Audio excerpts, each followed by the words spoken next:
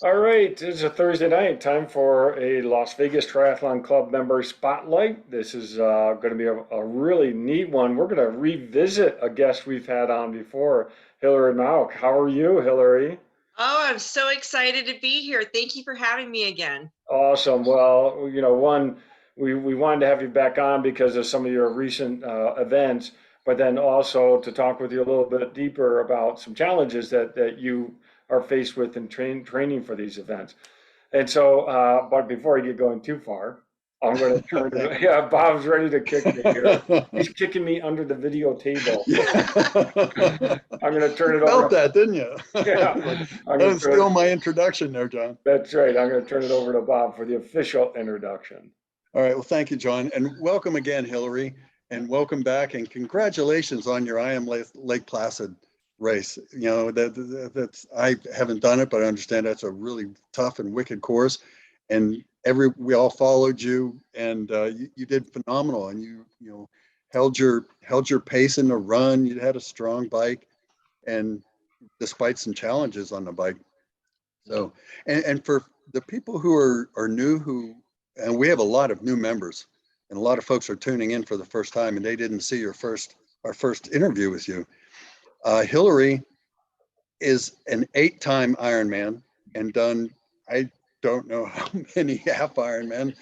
She did her first triathlon, which is what a lot of us did, the Las Vegas Triathlon in 2012. So you've been doing this for 10 years, and you have a wealth of information, and you've learned through a lot of different avenues, and the biggest one being the experience. So we're gonna talk about that.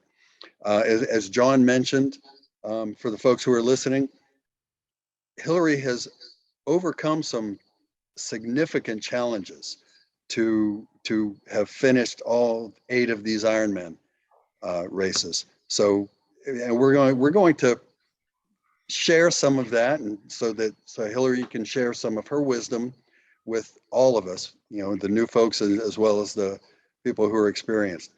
But before we get started, the picture you sent me had grease all over your legs. And it was like you had a big smile on your face. And it was like I was thinking that was obviously not at the end of your marathon. But tell us, what's the story on all that grease that was on your legs? Where'd that come from? During Ironman Lake Placid, beautiful course. I highly recommend it to anybody. There is not a dull moment in the course. Okay. It is challenging, but let me just share really quick. I did the first loop of the bike, and then on the second loop, I didn't realize there was this huge waterfall on the bike course. I was like, where did that come from? I missed that. I missed that the first time. But anyways, got started on the bike, and I was probably about a good 15 miles in, and I see a young lady on the side of the road, and she had a flat, and I was like, no, I'm not going to stop. I'm not going to stop. And I go by her, and I notice she's pretty much almost done, but I can see that mentally she has already tapped out. This was on the second loop? No, this is on the first loop. First, okay.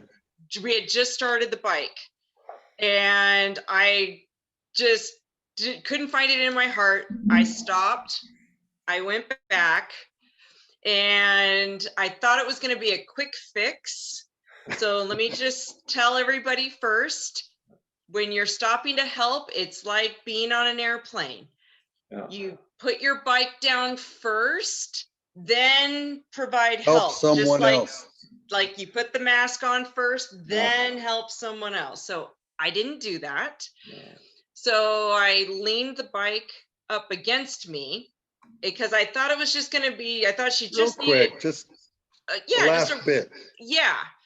Well, it ended up being not a quick bit, and my bike ended up falling. I've had my bike fall. It's not a big deal.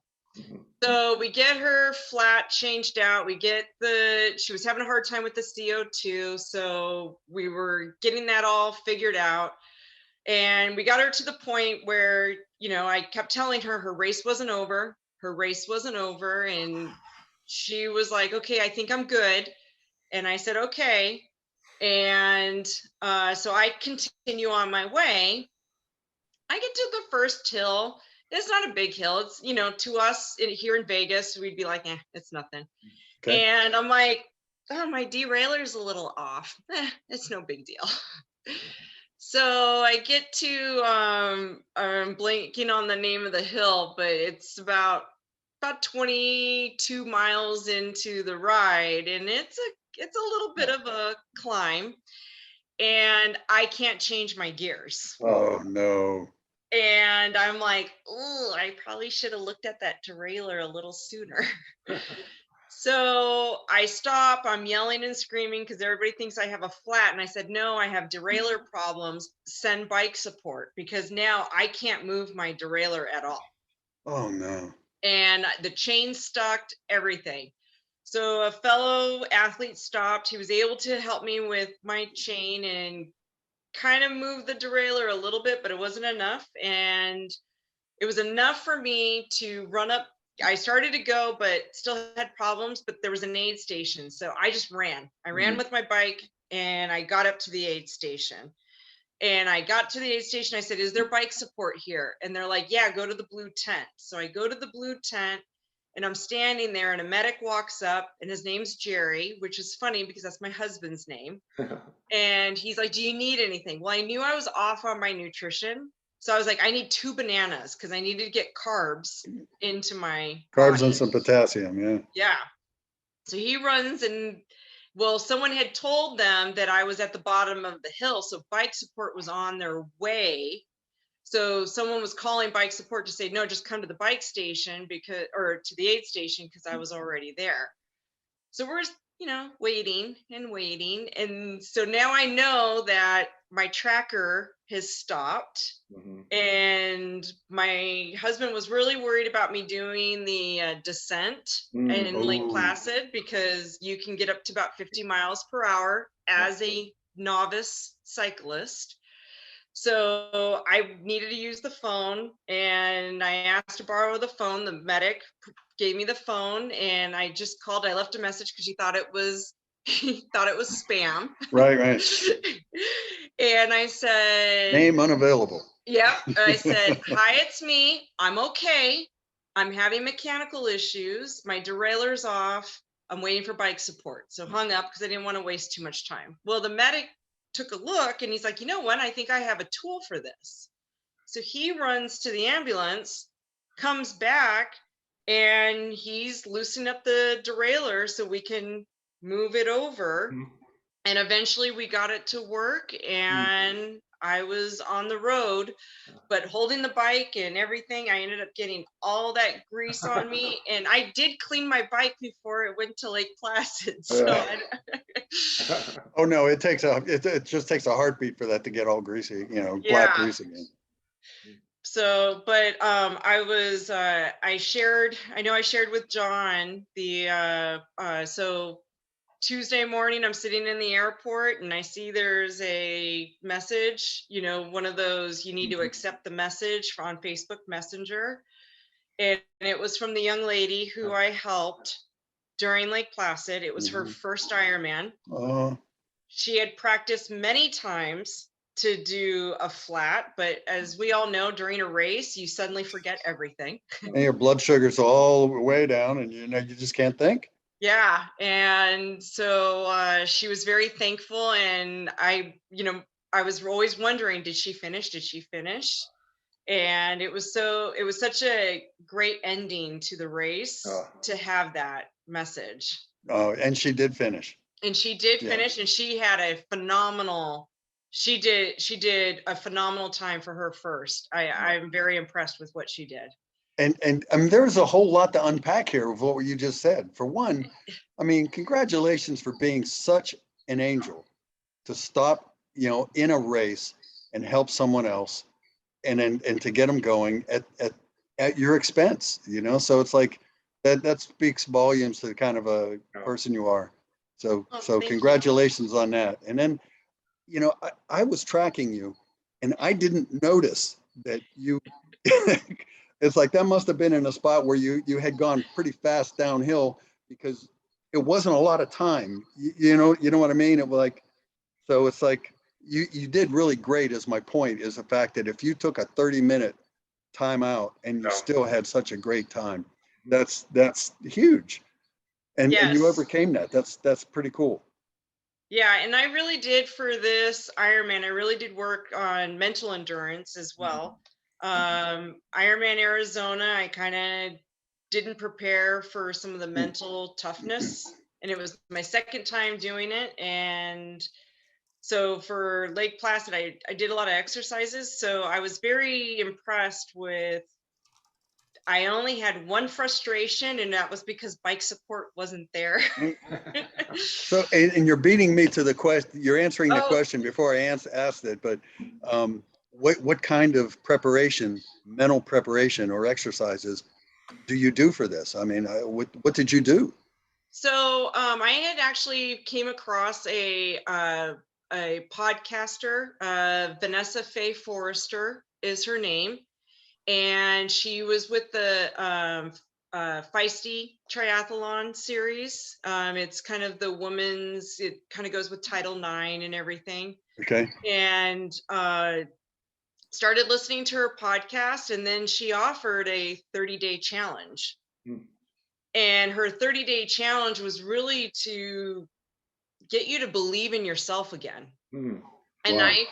I thought I did believe in myself, but after doing the 30-day challenge, I found I really didn't, and I had to take it to a new level. And it was all simple stuff, you know.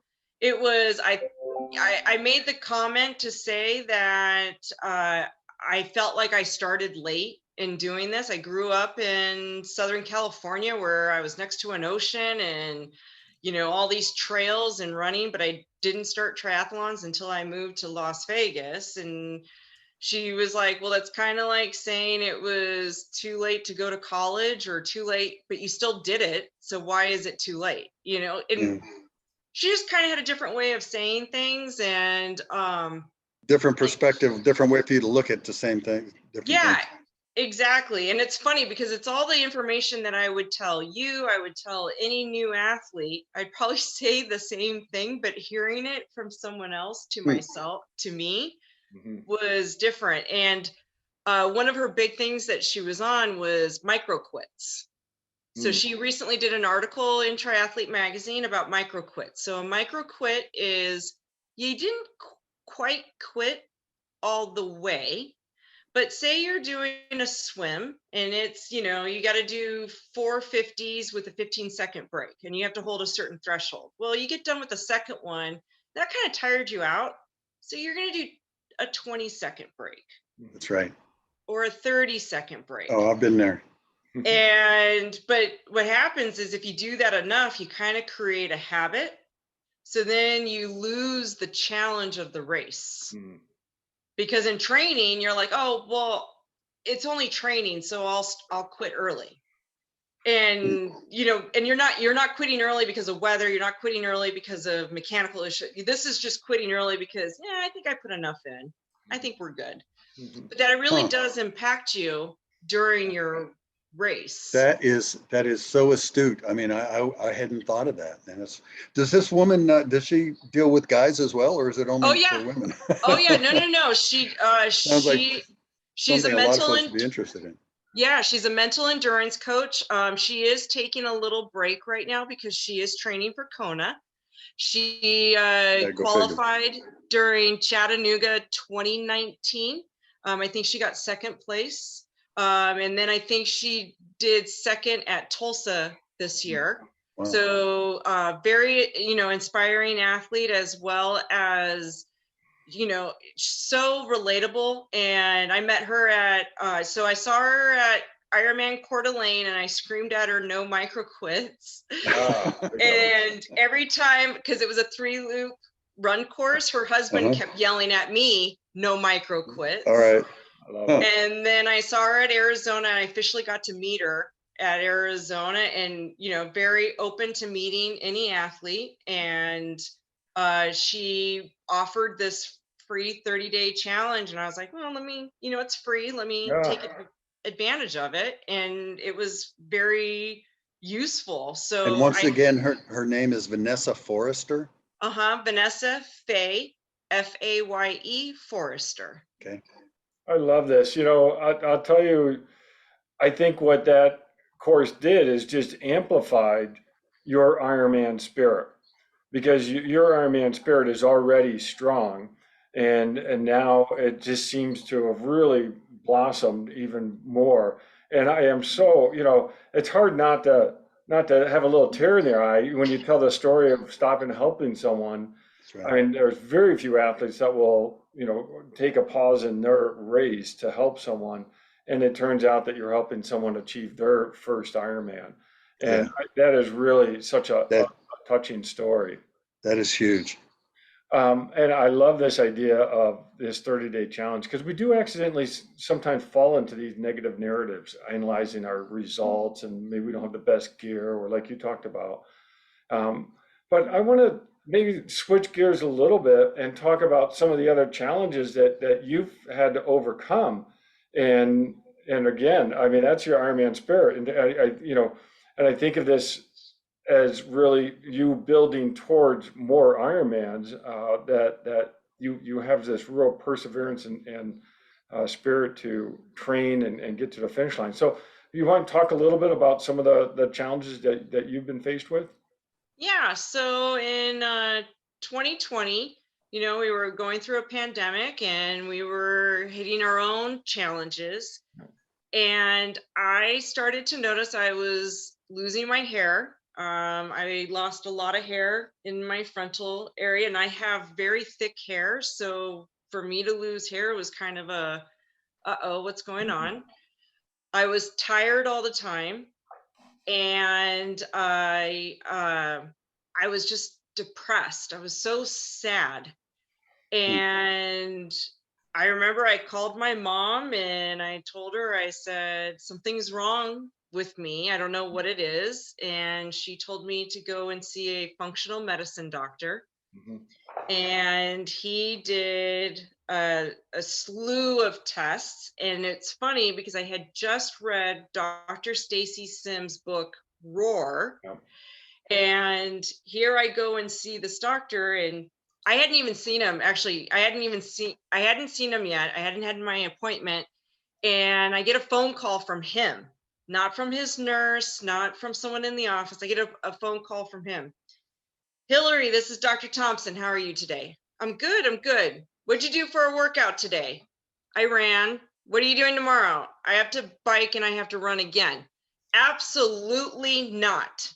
You are not doing any of that.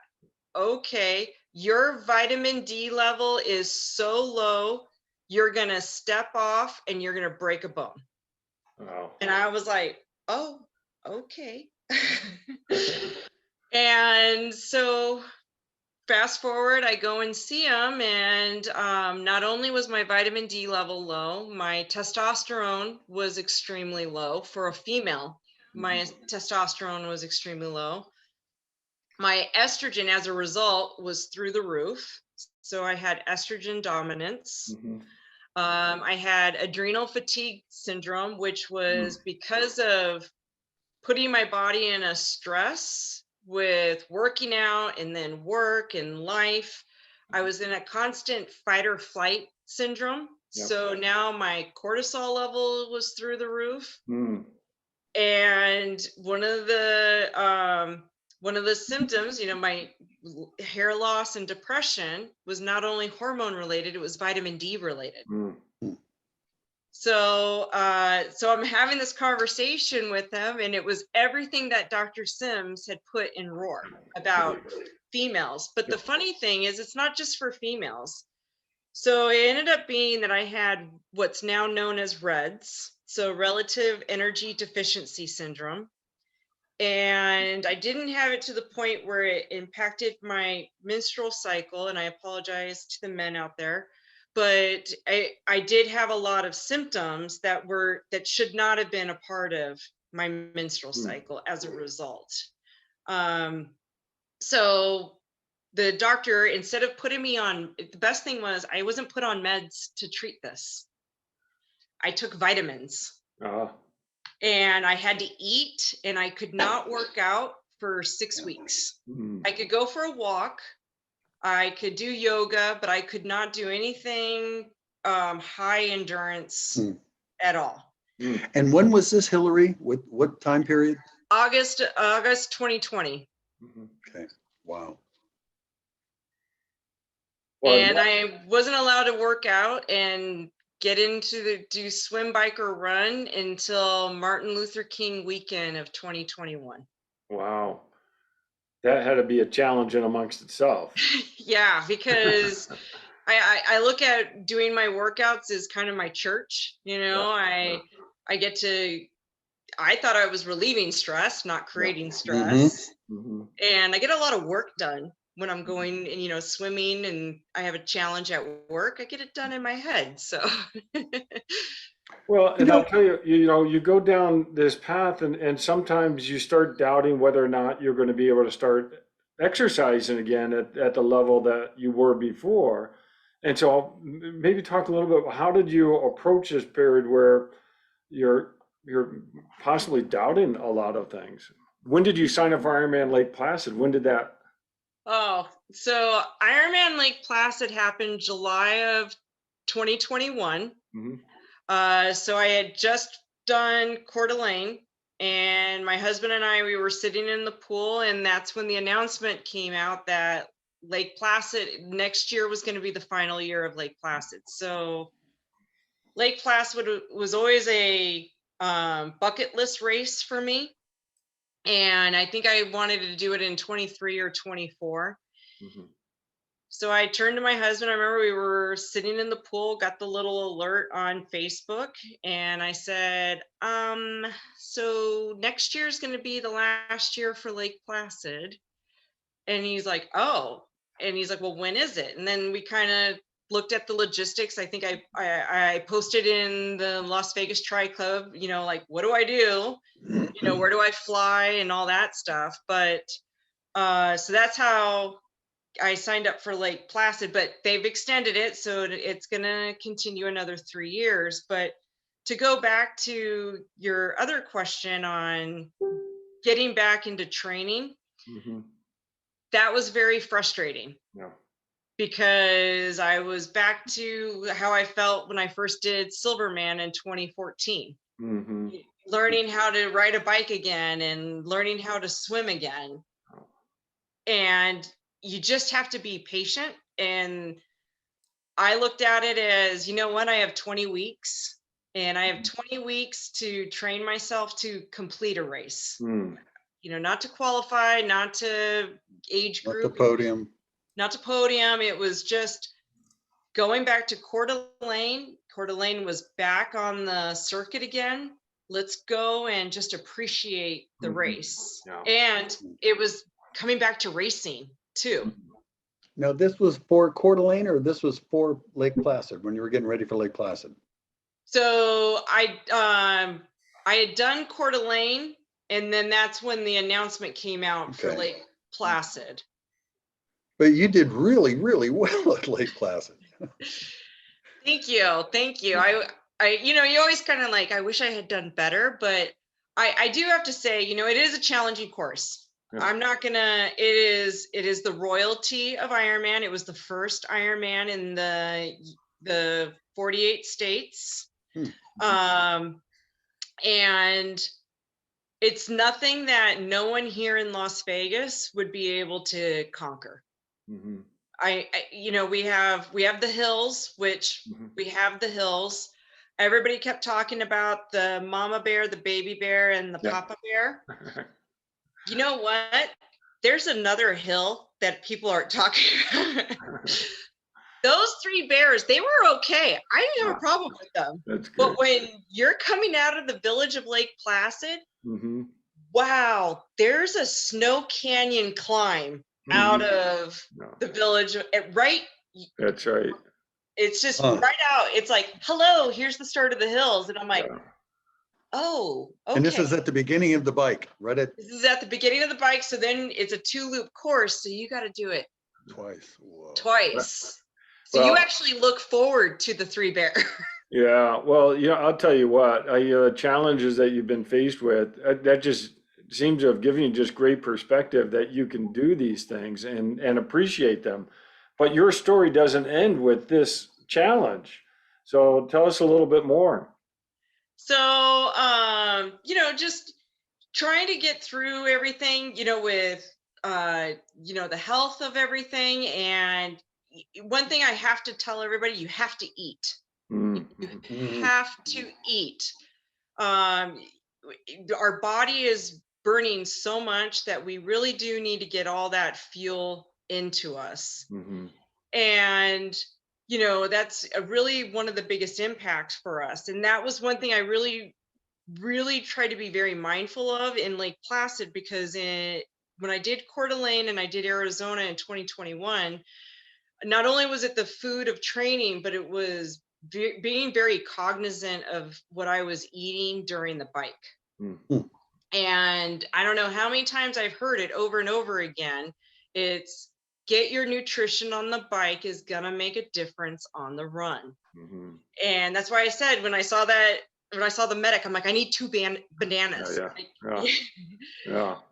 And it really did make a difference on the run. I was a little sluggish about mile 1, mile 2 on the run, but I was able to kind of recoup. I think it was shaking off the cobwebs a little bit, and continued with my nutrition.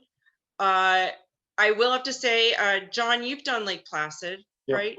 Okay, so they've changed the support system on the run. So I had heard over and over again, when you're out on River Road, there is absolutely no support. I saw a ton of support on River Road. Mirror Lake, once you pass where all the tri-club, there's a spot on Mirror Lake where all the tri-clubs are, and then you do a little out and back. That was probably the loneliest part of the whole run, and that was at mile 25.6. Oh no. Right when you're supposed to have your gutso and your 400th win. And I remember looking down at my watch and going, oh, I don't know if I can do this.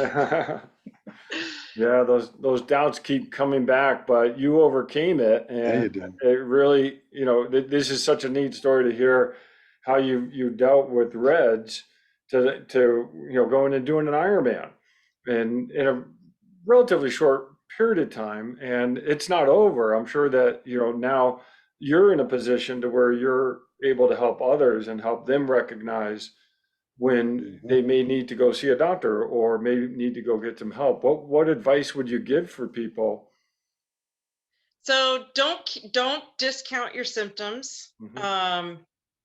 If you know what, depression is a big thing. Everybody, anxiety and depression, it is here with us no matter what.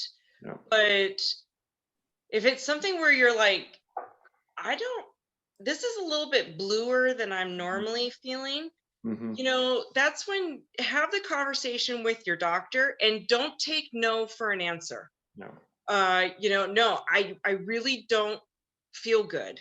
There's something off. And the biggest precursor is going to be vitamin D. The next one would be your vitamin B levels, because vitamin B gives us our energy. The next thing would be looking at your cortisol levels. Are you losing all this weight, but you've got a little bit of a beer belly, so to speak, but you don't drink beer? Right. Well, cortisol holds in your abdomen. And it holds low in the abdomen. So that's where it accumulates if you have too much cortisol. So it's those little things to be mindful of. Read the research on it. A lot of the pros are sharing their own experiences. I know Miranda Carfrey just recently shared her experience of having a high cortisol level. Laura Phillip is really talking about how she's training in relation to her menstruation. Men, we all saw Tim O'Donnell and him in The Widowmaker. So we really need to start paying attention to, that hurt a little bit. We can't ignore it. And you know, obviously if it's the age old of it hurts when I do this, don't do it. That's an actual injury. Yeah. But yeah, we need to start really listening to our bodies because it's trying to tell us something. Yeah, it's so important to be healthy, you know, not only the mindset, but the body. And then a lot of times we think we're being healthy when we're doing all this exercise, but we may actually be digging ourselves a little bit of a hole. And so this is really, I'm so glad that you wanted to talk about this Yeah. and really are being very open. And I think that's the other big part is people should know to reach out, and it's okay to ask questions. And you know, you're not alone, or not you, but you know, people are not alone when they're experiencing these symptoms. That they are real. And you know Exactly. what's really amazing is that the it's counterintuitive when you think, oh, I you know I eat too much, or you know, I need to lose weight. I got a beer belly, so I'm going to cut everything down. And what it's counterintuitive that is a symptom Oh, of not having enough good nutrition instead of having too much. yeah. And you know, the things you have just brought up are so valuable to so many people. I bet you there are a lot. I mean, for myself, I mean, really, like I'm taking this to heart, and I'm there's no doubt I'm not alone. So this is just wonderful that you brought all this up. Yeah, and I think it would hit at a right time because, you know, like I said, you know, Dr. Sims' book Roar just came out, and a lot of the pros, you know, because they weren't racing, so they were kind of starting to see some symptoms, Mm-hmm. and they started sharing their own, and I was like, oh, Yeah. okay, so Yeah, it's yeah, not just me. that's That's right. right. Right. And you know, I think having, you know, that's the beauty of the triathlon community is I think we're such a tight knit, but Mm-hmm. there's so many of us that one of us have Yeah, had one of those that's right. experiences. Yeah, no, that's great. And this is so important to get on and share this. So Hilary, thank you for joining us again. This is fantastic. You know, we started out really wanting to connect with your where you are with your different Ironman races, but now, you know, this was so great to hear this story. And it's terrible that you've gone through it, but at the same time, it's given you great perspective, and I can see you helping others at this point. Yeah, there's no doubt you have helped a whole lot of people out who are going to hear this. So Yes, and anybody who's listening, if you got questions, females, males, I'm happy to answer anything. I'm not an expert, Oh, but I've been through that's great. you're not an expert, but you are, because it. Uh, because what you know, what is the best teacher? Experience, right? Yes. And awesome. we already know that you are willing to stop and help a fellow That's right. triathlete on the side of the road at your own Oh, expense. So you know you've true proven this. Ironman spirit. That's great.